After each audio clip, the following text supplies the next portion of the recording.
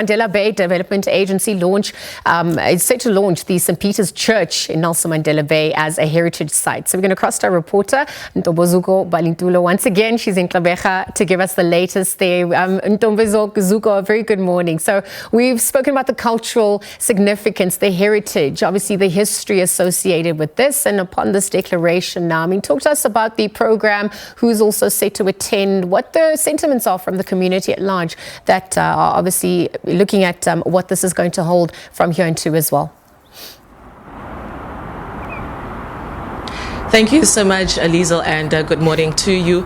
We are here at the St. Peter's Rainbow Village here in Gqeberha, the Eastern Cape. It is, of course, this was the land that MBDA purchased around about 2014, and of course they've been in a process of making sure that they preserve this area and they make sure it is a historic site.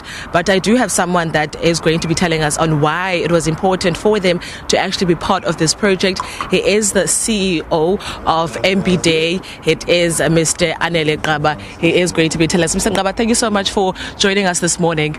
We are here today to official launch of the St. Peter's Rainbow Village. What was important for the MBDA to be part of this one?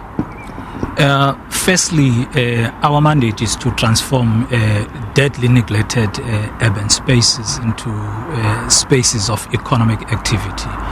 And therefore, we've undertaken these projects to ensure that we deliver on our mandate. But secondly, we took it because it is within our mandate area, just to ensure that the history of this particular area, which is South End, is preserved, restored, so that the generations of the people that used to stay here can get to know where they come from and how their forefathers used to live. Mr. Anele, I understand that when it comes to a historic site, there are so many things that need to be careful when, just renovating it or making sure it's a historical site. What were the processes of making sure this place remains authentic? Wow, there's a lot. There were a lot of processes that we had to go through. For example, the most important one was to engage with the Heritage Council because we needed to ensure that we try and preserve the remaining of this particular church into its original form.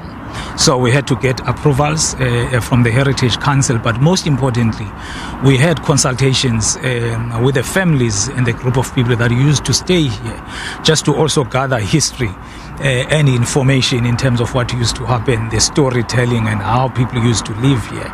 But most importantly, again, we had to turn that into a livable tourism product so that when people do come here, they can be able to live with an experience, because the tourism industry generally has changed.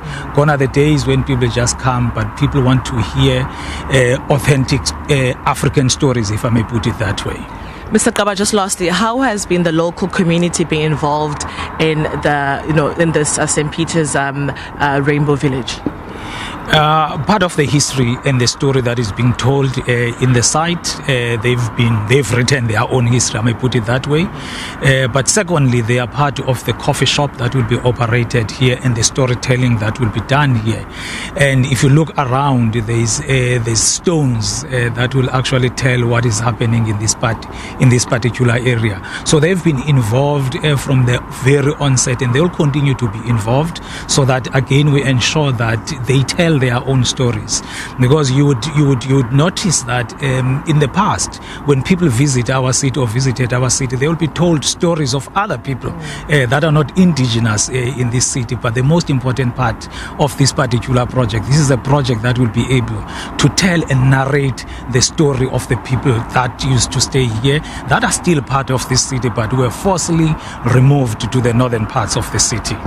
Thank you so much. That is the MBDA CEO, Mr. Gqeberha. He was just briefly telling us about some of the important messages that they took part as MBDA to make sure that they're part of this historical site. And of course, the Minister of Sports, Gayton McKenzie, he will be here to officially launch and open this historical site. Right, back to you in studio. Thanks, Ntombozuko. Of course, it's just a physical reminder of the community that once thrived there in the South End before the forced removals that happened, and perhaps also just memory of displacement and that restoration, what it can also mean for healing at large. Thank you for that update.